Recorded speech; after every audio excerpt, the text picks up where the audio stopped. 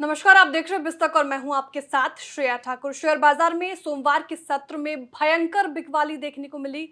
Nifty 662 अंक से ज्यादा गिरा, वहीं सेंसेक्स 2000 से ज्यादा अंक टूटा है।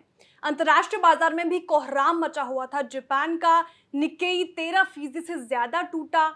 साउथ कोरिया का कॉस्पी 9% से ज्यादा गिरा। हांग सेंग 2.25% से ज्यादा टूटा। वहीं शंघाई में भी 2.25% की गिरावट दर्ज की गई।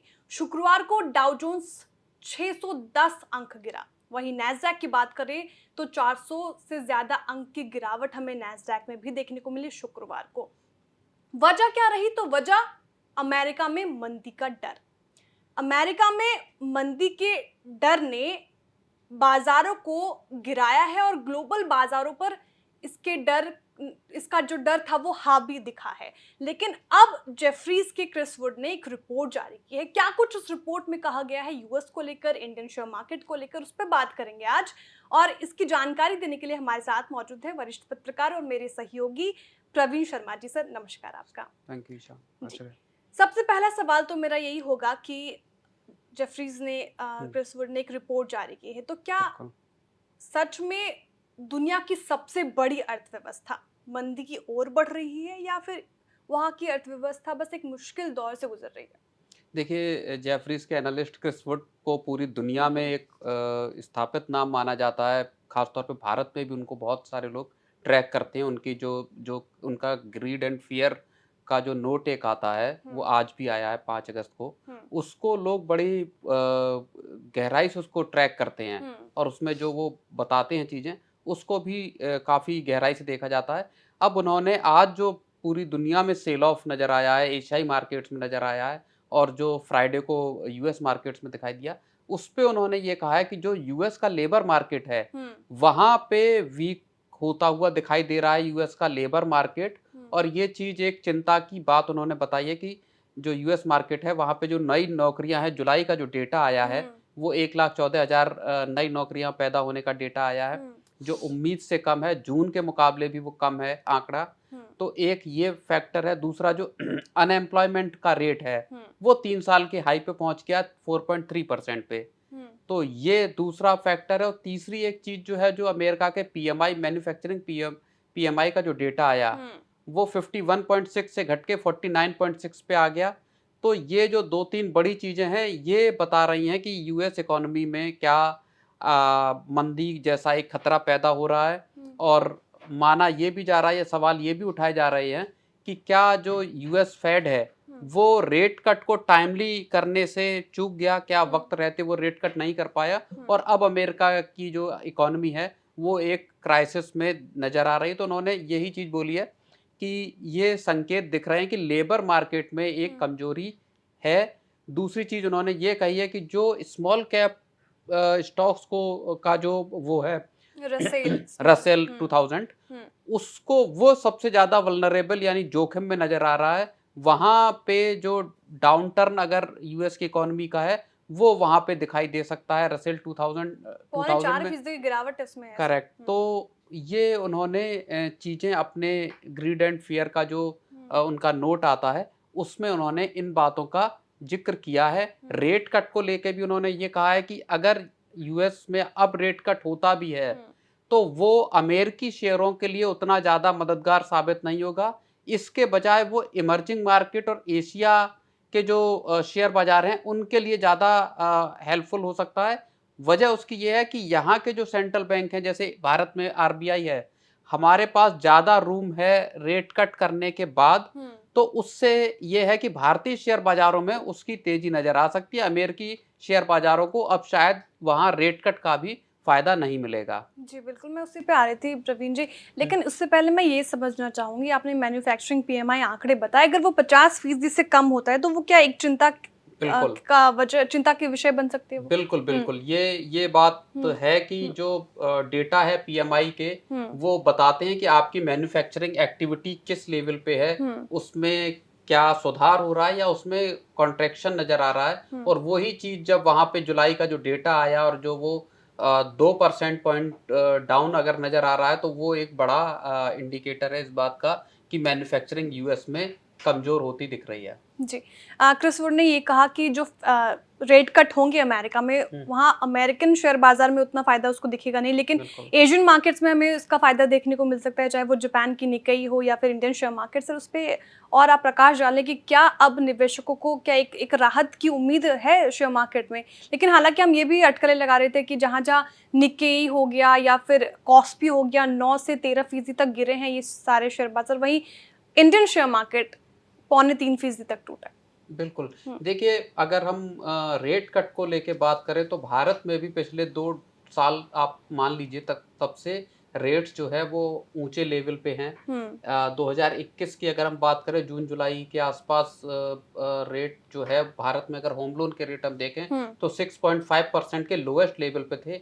अभी रेट 9.5, 9, 10% तक की रेंज में होम लोन के रेट्स दिखाई देते हैं। रेपो रेट 6.5% पे है और लगातार आरबीआई अपनी मॉनेटरी पॉलिसीज में रेट को अनचेंज रख रहा है। रेपो रेट्स में कोई चेंज नहीं कर रहा है।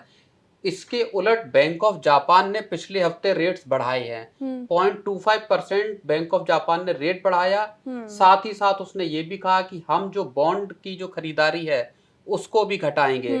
आप इसको इस तरह से भी देखें कि इस फैसले का असर ये हुआ कि येन जो है वो लगातार मजबूत हो रहा है। पिछले 2-3 हफ्ते में येन डॉलर के मुकाबले काफी मजबूत हुआ है। और वहाँ हालात ये हुए हैं कि जो येन को लेके जो ट्रेड होता है, वो करेंसी का जो ट्रेड है, उसमें जो इन्वेस्टर्स की जो पोजीशंस थी उन्होंने उसको अनबाइंड किया है ताकि जो लॉसेस हैं वो ना हो। आज हमने जापान के मार्केट में जो बड़ा क्रैश एक देखा है, वहां पे मार्केट जो है वो बेयर ग्रिप में आ गया। ये मान रहे हैं, ये कंफर्म कर रहे हैं कि बाजार मंदी की गिरफ्त में है जापान का। तो ये जो जापान में जिस तरह के, जापान भी एक बड़ा रीजन रहा कि जिस वजह से भारतीय बाजार और एशिया के दूसरे बाजारों में इम्पैक्ट बड़ी गिरावट आई। यूएस के टेक स्टॉक्स में जापान के जो करेंसी ट्रेड की जो पोजीशंस अनवाइंड की हैं ट्रेडर्स ने, उस वजह से यूएस के टेक स्टॉक्स में भी बड़ी गिरावट आई। तो ये पूरा सिनेरियो दुनिया भर के अभी बाजारों में चल रहा है। एक बड़ी हलचल जो मिडिल ईस्ट से आ रही है वो भी बाजारों को बड़े पैमाने पे डरा रही है। इजराइल और हमास की युद्ध की बात, इजराइल और हमास की जंग को लेके जो हालात पैदा हुए हैं, जब लास्ट वीक इस्माइल हानिये की किलिंग हुई तेहरान में एक हाईली सिक्योर्ड एरिया में, बिल्कुल, तो उसके बाद से इजराइल और ईरान और हिजबुल्ला जो लेबनान बेस्ड ग्रुप है, उनके बीच में टेंशंस चरम पे हैं। माना ये जा रहा है एंटनी ब्लिंकेन जो यूएस के फॉरेन सेक्रेटरी हैं, विदेश मंत्री हैं, उन्होंने ये बोला है कि ईरान और हिजबुल्ला कभी भी हमला कर सकते हैं, वो तय है। बाइडेन का माना जा रहा है कि वो सिचुएशन रूम में सारे हालात को पे नज़र रखे हुए हैं। तो अगर इजराइल के साथ जंग छिड़ती है और एक फुल ब्लोन वॉर पैदा होती है मिडिल ईस्ट में, तो वो क्रूड से लेके बाकी के तमाम जो कारोबार हैं उस पे असर डालेगी, भारत पे भी असर डाल सकती है, जिसका असर भारतीय शेयर बाजार पे भी बिल्कुल देखने को मिलेगा। क्रिस वुड ने भारतीय शेयर बाजार को क्या उसके ऊपर क्या टिप्पणी की है सर, वो भी एक बार हमारे दर्शकों को बताते हैं। बिल्कुल, इस पूरे जो खराब और बेचैन करने वाले माहौल में क्रिस वुड ने एक अच्छी बात ये कही है कि भारतीय बाजार जो हैं वो अमेरिका का जो डाउन टर्न है या जो रिसेशन जैसे हालात हैं उससे सबसे ज्यादा रेजिलियंट हैं, सबसे ज्यादा मजबूत हैं, और टिकाऊपन जो भारतीय बाजारों में है वो सबसे ज्यादा है। उन्होंने ये बोला है कि एक्स चाइना स्टॉक्स पे इस वक्त नजर, यानी चाइना के शेयरों को छोड़ के बाकी का जो इमर्जिंग मार्केट्स हैं उनके बाजारों पे इस वक्त नजर रहनी चाहिए, और भारतीय बाजार इस वक्त सबसे ज्यादा टिकाऊ दिखाई दे रहे हैं। वॉल स्ट्रीट में जो गिरावट आ रही है या जो जापान जैसे मार्केट्स में जो गिरावट आ रही है, उसमें उस परिप्रेक्ष्य में अगर हम देखेंगे तो भारत के बाजार ज्यादा अच्छे नजर आते हैं। जी बिल्कुल, आज पूरे दिन जो हमने लाइव सेशंस किया उसमें एक्सपर्ट्स का भी मानना है कि पॉजिटिव रहे निवेशक, और निवेशकों को पॉजिटिव रहने की ही सलाह दी गई है। साथ ही साथ आनंद महिंद्रा जो दिग्गज कारोबारी है, उन्होंने भी ट्वीट किया, एक्स पे अपनी बात रखी, और उन्होंने कहा कि इंडिया की ग्रोथ बहुत ही अच्छी है, ट्रेजेक्टरी ग्रोथ की अच्छी है, तो प्ले लॉन्ग टर्म का उन्होंने हिदायत दी है निवेशकों को। तो एक ऑप्टिमिस्टिक अप्रोच बिल्कुल। निवेशक रखे बाजार को लेकर, बिल्कुल। यही सलाह रहेगी। बिल्कुल, जेफरीज ने भी अपनी रिपोर्ट में, जो फियर एंड ग्रीड रिपोर्ट में, उन्होंने ये बोला है कि जो भारत को लेके उनका जो पोर्टफोलियो है, उन्होंने कहा कि मैं थैंकफुल हूं कि हमारा जो लॉन्ग पोर्टफोलियो है उसमें भारत की हिस्सेदारी 26% है। तो ये वो बताते हैं कि किस तरह से इंडिया पे जो उनकी लॉन्ग पोजीशन है या कहें खरीदारी वाली पोजीशन है, वो किस तरह से अच्छी है और भारतीय बाजार किस तरह से मजबूत दिखाई दे रहा है।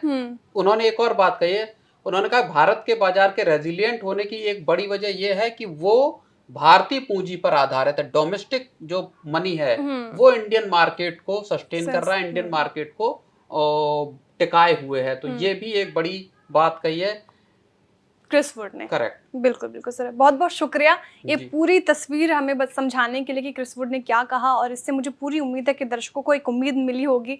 और अगर आपको ये वीडियो पसंद आया है तो इसे लाइक करें, चैनल को सब्सक्राइब करें और देखते रहिए बिस्तक। बिस्तक आपके लिए लाया है प्रीमियम मेंबरशिप प्रोग्राम, जहां आपको मिलेंगे कई सारे फायदे, जिनमें मार्केट न्यूज़लेटर, लाइव चैट पर आपके सवालों के सबसे पहले जवाब, मार्केट आउटलुक, वीकेंड पर मार्केट स्कैन, एंकर्स के साथ चैट और भी बहुत कुछ। इस प्रीमियम सब्सक्रिप्शन में 3 तरह के प्लान्स हैं, सिल्वर, गोल्ड और प्लैटिनम, जिनकी शुरुआत मात्र 159 रुपए महीने से होती है। इससे जुड़ना भी बेहद आसान है। बिस्तक के YouTube चैनल पर जाएं, ज्वाइन बटन पर क्लिक करें और अपना प्लान सिलेक्ट करें। बस बन गए आप हमारे प्रीमियम मेंबर।